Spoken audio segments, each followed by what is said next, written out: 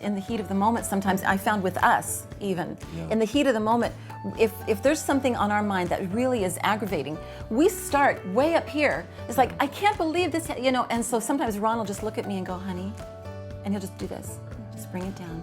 Let's talk about it, but let's talk about it down here. It's kind of a signal that we have together. We have with that each say, other. Well, we are in the kitchen with our kitchen couples, Mike crew. and Diane, Eric and Kara, the kitchen crew. Kitchen crew. I like that. Kitchen crew. That sounds cooler. And he's got his hat on today, so That's right. Yeah. It's the kitchen crew. Don't even. West Side? Okay, when Eric was a little boy, I gotta tell you this. He had a friend over. He was about 10 years old, and they were over, and they had the day off of school, and they were in the kitchen, and I said to them, I said, so you guys have the day off of school today? Sweet. And Eric looked at me and said, Mom, never say sweet again. Okay, honey, I won't. Sorry. you were dipping into his lingo. I know, We're I'm not- Moms don't do that. I'm just not cool. I won't even try. Okay. In your own way, you are. Thank but you. not in my way. Not in your way. Okay. Not in your. And that could be a conflict here, but it's not a conflict because we're all about solving conflicts today, thanks to Bill and Pam. Yeah, And- good stuff. Conflict is inevitable in every marriage. Yes, once in a while we have some words. We do. I don't always get to use mine, though. I wonder why we have conflict. I have no idea. Anyway. No, it's been said that conflict is inevitable. Combat is optional. Okay, you don't have to be combative if you have conflict, and that's the big difference, isn't it? Really good. What I really loved is the way it started, right? They did the acronym, and the S said seek God together, right? Yes. So going to God and putting Him in the midst of our argument, it's a little bit like having sort of your parents over your shoulder when you're trying to solve an argument with someone. All of a sudden, you become a little bit more thoughtful, a little bit more insightful about what you say. And so I really, really love that the way that was presented, right? And sometimes we need process.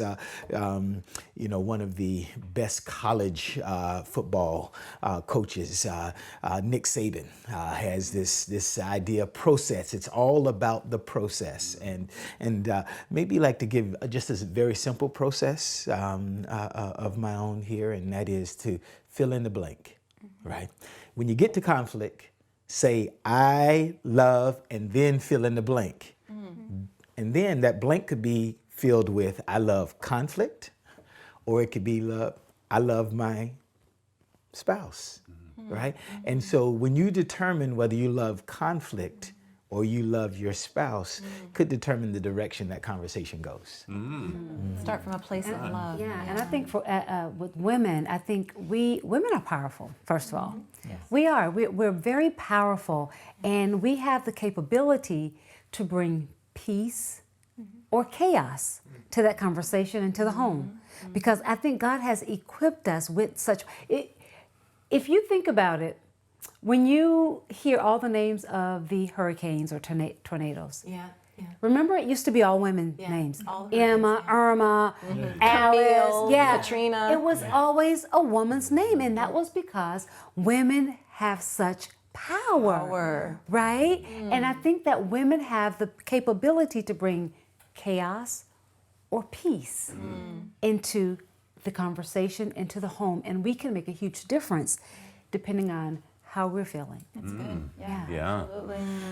Well, the that O they talked about opening the conversation, and that's important how you start, because the conversation will never rise above the level that you start with, because as far as getting better. So if you start way up here with emotion and you're already in the combat mode, then it's going to stay up there. It's not going to escalate. It's not going to It's get gonna get higher. any better. It's not going to get better. And so, so how you just started off, and especially, and the prayer thing might be very foreign to some people watching right now. That's that's the last thing they think about. But what if it's just a matter of calming down, and just even a prayer within yourself. God help me, even if you don't know God, if you're there, would you help me?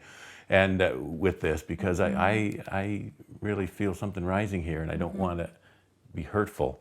And so if you even start with that's great, but then that helps to calm you down, so you can open the conversation Sometimes at in a the right heat level. of the moment, sometimes I found with us even, in the heat of the moment, if there's something on our mind that really is aggravating, we start way up here. It's like, I can't believe this, and so sometimes Ron will just look at me and go, honey, and he'll just do this, just bring it down. Let's talk about it. But let's talk about it down here. It's kind of a signal that Yeah, we have we together. have that with we each say, oh, other. okay, and let's he'll do just- the same thing. Sometimes he's really, even though he's my Rock of Gibraltar steady Eddie, sometimes he does go up there. And I have to say, honey, let's bring it down. And so you've got to have your own signals to each other, don't you? Absolutely. And I find I love the L part of it, to look deeper and find out like what is the need here, or what is the void here causing this issue. I know with us, normally when I am defensive or I get upset in our relationship, it's usually because I feel overworked in some type of area, either at work or in our relationship, and I'm just either emotionally, physically, or spiritually exhausted. And Eric didn't really know this until about 3 years in. So fighting was really interesting because I felt like my need was never getting met. But over these years, he's realized, you know what? No, Kara just needs someone to cuddle with, and she just needs someone to hear her listening out ear. because A she's listening just ear. exhausted. And so I need to find out, well, what is she exhausted from? And let's work from there first. I think also with the look deeper part, we got to make sure that we're not looking deeper into their issues to say, so let's look deeper here. Why are you the way you are? No, like, because you'll get into more trouble there. We gotta kind of look deeper, like, where is it that I can be causing this even, and where can my side meet the equilibrium there, and we can find a balance in this. So don't look deeper into their issues. Look deeper into yourself. That's good. Very wise. Yeah. Yeah, and we could go on for a long time. We only got to the V, I guess, and what they talked about. But we want you to know that it's also, they said it's okay. When they ended, it's okay to talk to someone. If it's at the point where you're just at that impasse and you don't, you're not really getting anywhere, to talk to someone, a counselor or a pastor or someone that you trust, to help work through some of these things if it's in that There is stalemate. no shame in that, Yeah. in getting help. So we encourage you to do that as well. Yeah. Well, coming up, Dr. Mike will be on the beach, and he's going to be talking about kind of the rest of this story, because he's talking about what to do after the argument. All right, on the beach right now. let's go to the beach. Let's go to the beach. Many married couples that are troubled right now because they just don't agree on the facts. They don't believe the other person has any validity in what they brought to the table in an argument, and it's incredibly destructive.